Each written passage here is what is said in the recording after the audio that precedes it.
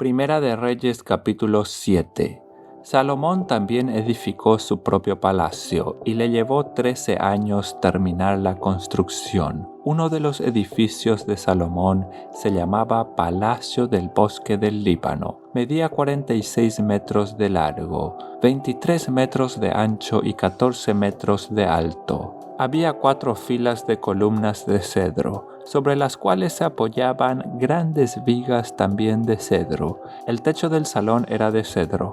Encima de las vigas que estaban sobre las columnas había 45 cuartos laterales, dispuestos en 3 niveles de 15 cuartos cada uno. En cada extremo del largo salón había 3 filas de ventanas una frente a otras. Todas las puertas y sus postes tenían marcos rectangulares y estaban dispuestas en grupos de 3 una frente a otras.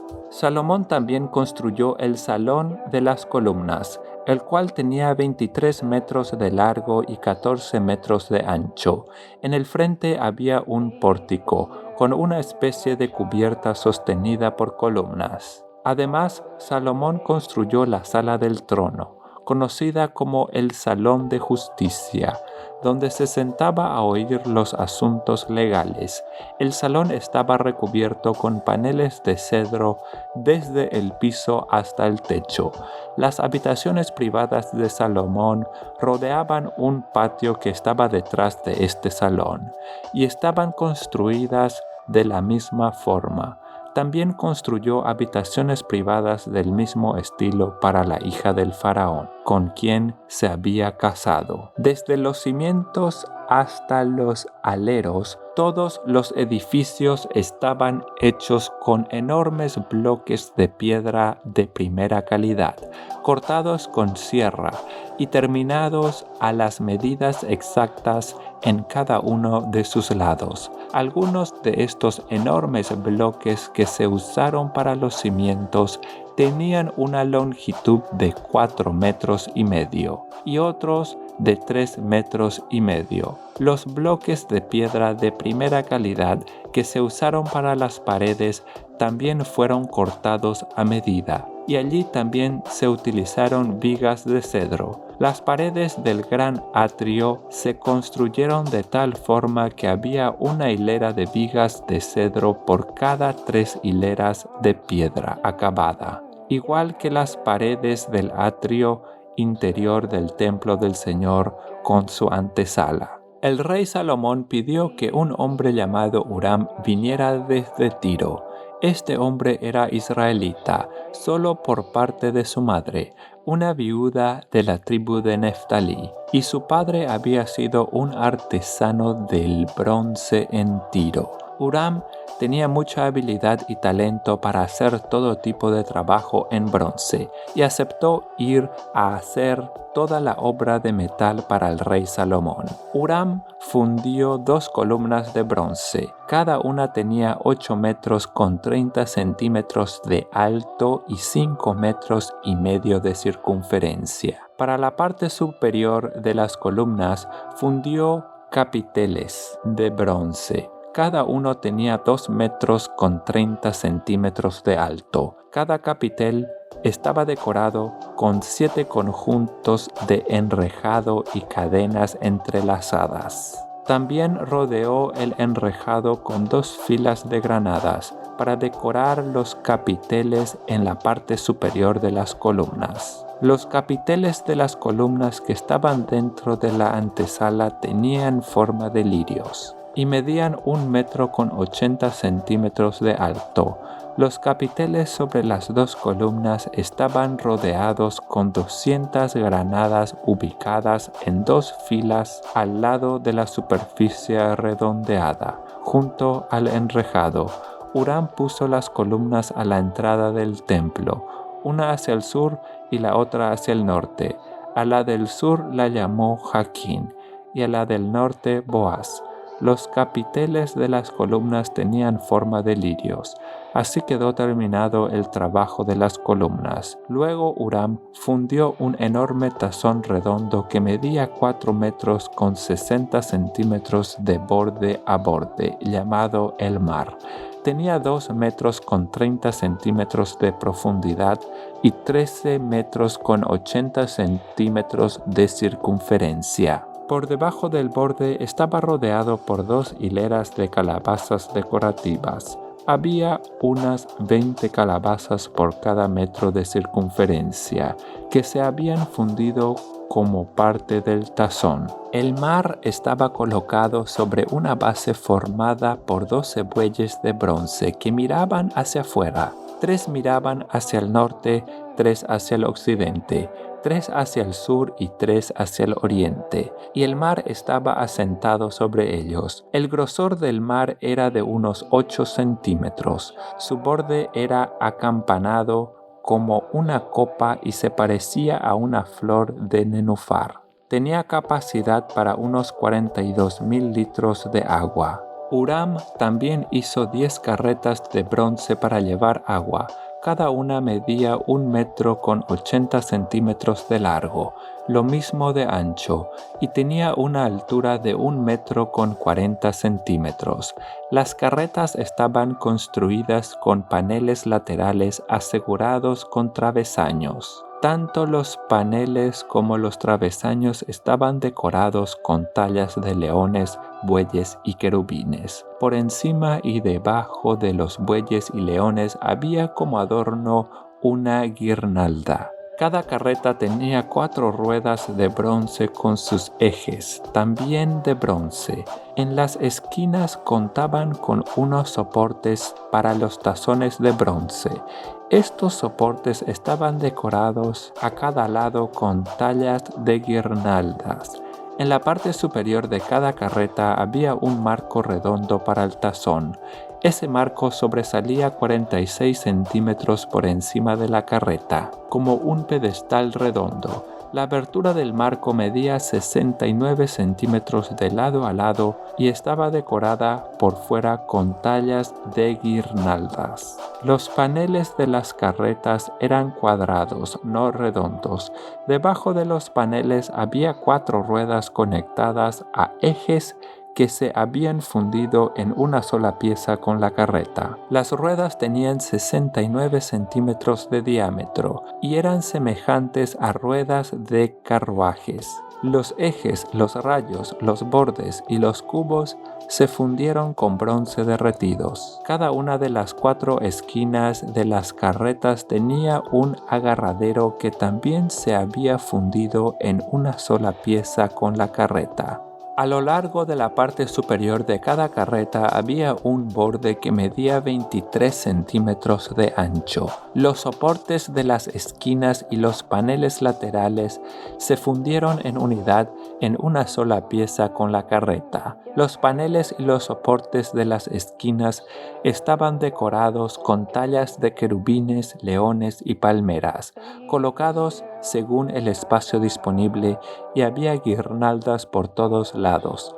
Las 10 carretas para llevar agua eran del mismo tamaño y fueron hechas iguales, pues cada una fue fundida en el mismo molde. Huram también hizo 10 tazones de bronce más pequeños, uno para cada carreta. Cada tazón medía 1 metro con 80 centímetros de diámetro y tenía capacidad para 840 litros de agua. Puso 5 carretas en el lado sur del templo y 5 en el lado norte.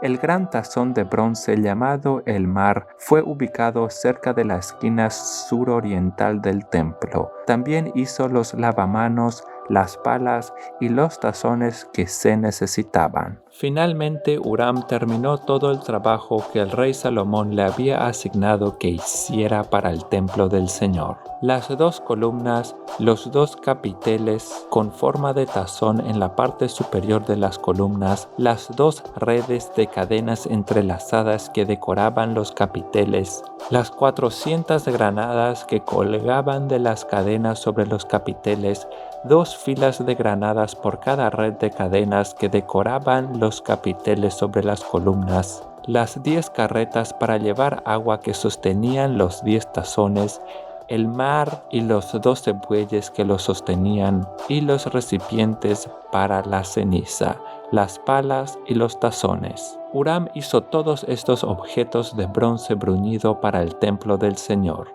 tal como le había indicado el rey Salomón. El rey mandó que se fundieran en moldes de barro en el valle del Jordán, entre Sucot y Zaretán. Salomón no pesó los utensilios porque eran muchos. El peso del bronce no se pudo medir. Salomón también hizo todo el mobiliario para el templo del Señor: el altar de oro, la mesa de oro para el pan de la presencia, los candelabros de oro macizo, 5 en el sur y 5 en el norte, frente al lugar santísimo, las decoraciones de flores, las lámparas y las tenazas, todo de oro, los cuencos pequeños, las despabiladeras para las lámparas, los tazones, los cucharones y los recipientes para quemar incienso, todo de oro macizo, y las puertas para las entradas al lugar santísimo y al salón del templo, con el frente revestido de oro.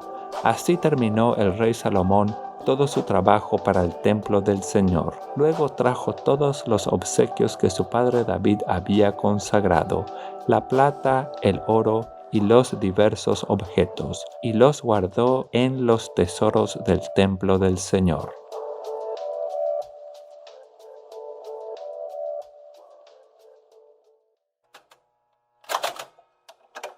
Proverbios capítulo 3.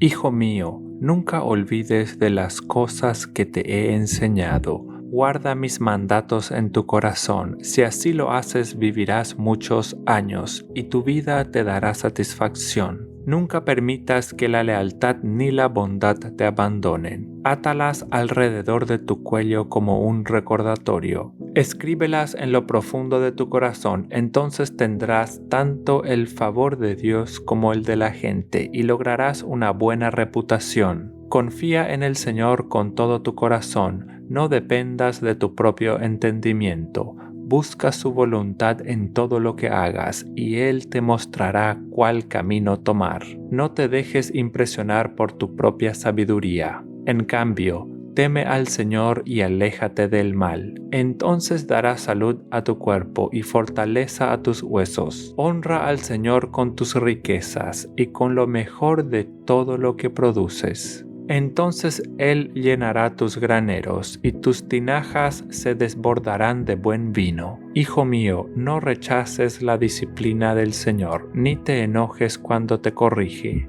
Pues el Señor corrige a los que ama, tal como un padre corrige al hijo que es su deleite. Alegre es el que encuentra sabiduría, el que adquiere entendimiento, pues la sabiduría da más ganancia que la plata, y su paga es mejor que el oro. La sabiduría es más preciosa que los rubíes. Nada de lo que desees puede compararse con ella. Con la mano derecha te ofrece una larga vida, con la izquierda riquezas y honor. Te guiará por sendas agradables, todos sus caminos dan satisfacción. La sabiduría es un árbol de vida a los que la abrazan. Felices son los que se aferran a ella. Con sabiduría el Señor fundó la tierra. Con entendimiento creó los cielos, con su conocimiento se abrieron las fuentes profundas de la tierra, e hizo que el rocío se asiente bajo el cielo nocturno. Hijo mío, no pierdas de vista el sentido común ni el discernimiento.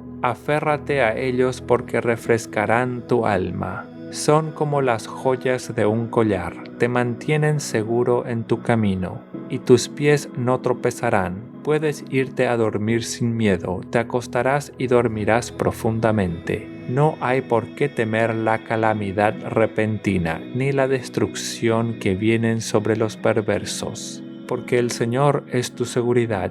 Él cuidará que tu pie no caiga en una trampa. No dejes de hacer el bien a todo el que lo merece, cuando esté a tu alcance ayudarlos. Si puedes ayudar a tu prójimo hoy, no le digas, vuelve mañana y entonces te ayudaré. No trames hacerle daño a tu vecino, porque los que viven cerca confían en ti. No busques peleas sin motivo, cuando nadie te ha hecho daño. No envidies a las personas violentas, ni imites su conducta. El Señor detesta a esa gente perversa, en cambio, ofrece su amistad a los justos. El Señor maldice la casa del perverso, pero bendice el hogar de los justos. El Señor se burla de los burlones, pero muestra su bondad a los humildes. Los sabios heredan honra, pero los necios son avergonzados.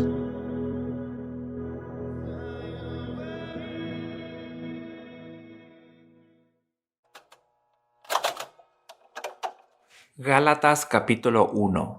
Yo, Pablo, apóstol, y no de los hombres ni por medio de los hombres, sino por Jesucristo y por Dios el Padre que lo resucitó de los muertos, y todos los hermanos que están conmigo, deseamos a las iglesias de Galacia que tengan gracia y paz de Dios el Padre y de nuestro Señor Jesucristo, el cual se dio a sí mismo por nuestros pecados para librarnos del presente siglo malo, conforme a la voluntad de nuestro Dios y Padre, a quien sea dada la gloria por los siglos de los siglos. Amén. Me asombra que tan pronto se hayan alejado ustedes del que los llamó por la gracia de Cristo, para seguir un evangelio diferente.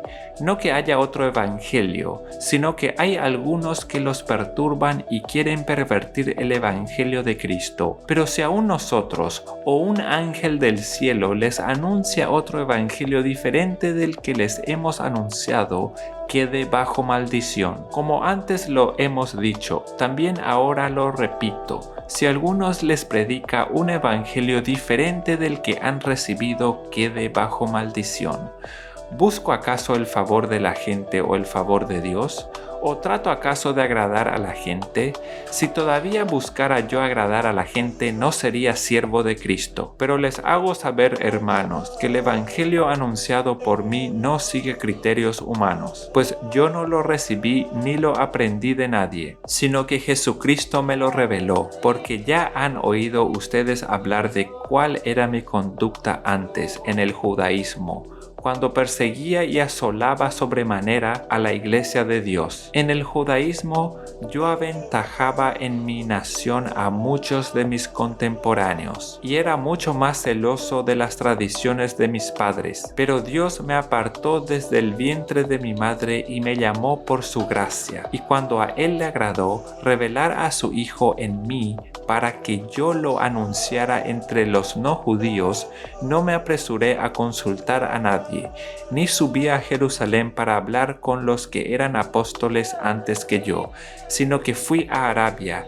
y volví de nuevo a Damasco. Después, pasados 3 años, subí a Jerusalén para ver a Pedro, y permanecí con él 15 días, pero no vi a ningún otro apóstol, sino a Jacobo, el hermano del Señor. En esto que les escribo, pueden ver delante de Dios que no miento.